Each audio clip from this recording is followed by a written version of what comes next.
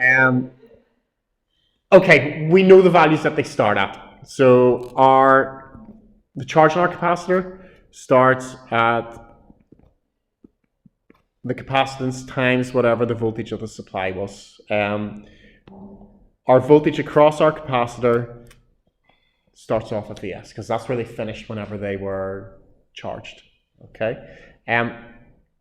The key thing to remember here is that this isn't important now. That essentially isn't there, so we can completely ignore it. Beforehand, when it was connected to the supply, it was the supply that was doing the pushing of the current around the circuit. Now it's not connected. Why does any charge flow? Why do we get any current? The capacitor is doing the pushing. And in fact, you can almost look at the capacitor now is the power source in there. It's the one that's got the voltage, it's the one that's got the charge, and it's the one that's going to be doing the pushing of the charge around the circuit.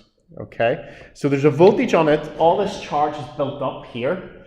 It wants to repel each other. So eventually the electrons on this side will repel each other and they'll begin to leave, pushed on by that voltage. Okay, so as they leave, what's going to happen to the charge on our capacitor? It decreases. Okay, so it'll start off decreasing. As the charge decreases, what happens to voltage? It decreases. But as the voltage decreases, what happens to the push in the circuit?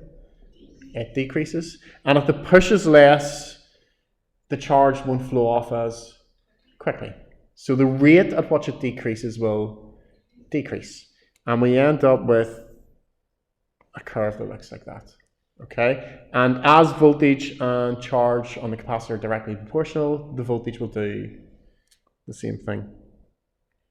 Okay, so they both start somewhere on the axis and they both decrease, but the gradient will get less as time goes on, and eventually those will go down to zero if time goes to infinity. How's our current going to look? When's the current going to be largest? At the start. Okay, the reason it is at the start is at the beginning the charge falls quickly, which means a lot of charge is leaving the capacitor in a short space of time, so the flow of current must be large. We'll see lots and lots and lots of charge leave that capacitor in a short space of time. However, if we get right down here, how much charge is leaving the capacitor at that point? Basically nothing. And if there's no charge moving, what's the current? Nothing. So in fact, our graph for charge looks identical. Okay. Now, I think the one that was giving most people the difficulties was the voltage across the resistor, because we kind of believe it should add up to the supply, but there is no supply. This upper half of the circuit that I've kind of scribbled out there doesn't exist as far as we're concerned because it's not connected to it. What is providing the supply? The capacitor. So in fact, when we go in this loop around the circuit, the voltage here must add up to give the voltage of the supply, but our supply voltage now in this case is the capacitor, which means the voltage across the resistor must actually be the same as that across the capacitor. But the other way you can think about it is here, V equals IR. Okay, how does the current change with time? Decreases. So how is the voltage going to change with time? R is constant. It will decrease. So in fact, they tend to ask more about this one than the charging, which is good because all the graphs look the same. They all have the same relationship. Okay.